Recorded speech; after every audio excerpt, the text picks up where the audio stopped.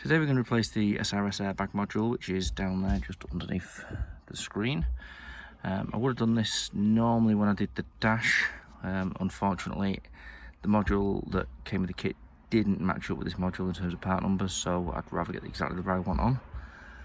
So now I'm just removing it. There's 3 bolts, one's here, 2 of the most inaccessible places all the way back there. Took a panel off the side to get the screwdriver to it. Now it's just removing the 3 bolts and then undoing the wiring connections and fitting the replacement unit. So I'll crack on with this. Unfortunately, I can't really video it because there's nowhere I can stand the camera so you can actually see. But I'll come back to you once I've got it out. Okay, so the new module's now in there. We've just scanned for codes. So do know that we've still got to replace a couple of airbags, a couple of seat belts on the car. I've come up with a new code that's a new one on me for an airbag module. So I'm just going to plug the scanner in already. I'm just going to turn the ignition to position 1, position 2 even. And it's now coming up with service airbag.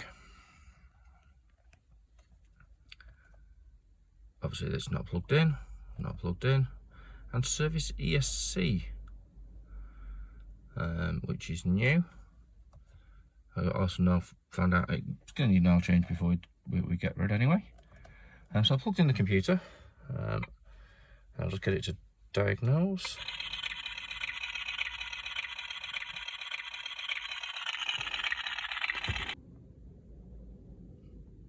And it'll scan all the modules. So there's nothing wrong with the ECM, the chassis control, TCM, the EBCM. That code wasn't there. Now we're down to 12, 13. The others I'm not really concerned with yet because they're not plugged in. But it's this incorrect immobilizer identifier received. I wonder if anyone else out there has had this problem and can possibly point me in the right direction to fixing this. Because obviously this is a different module and I know what it'll mean, but I just wonder if there's any way that this can be fixed without getting out, obviously, of a Vauxhall dealership, basically. Okay, I'll come back to you once I've got the rest of the interior back in and looking nice and neat again. Because that was the main task for today, and then that'll be the end of today's short video. Well, that's virtually it for today. I'll just take you quickly around the interior of the car. Now it's all back together. I've still got the driver's seatbelt and the passenger seatbelts to do, but when I've had a quick look, I've got the wrong part numbers that have turned up. So, well, I'd hope to get all the interior buttoned up today. So I will get onto the suppliers that sent me those parts and get them to send me the right ones. Just to show you around the interior now it's done. Well, obviously we need to clean off things like these markers from the breakage yards where we got the parts from. As you can see, the dash is all in.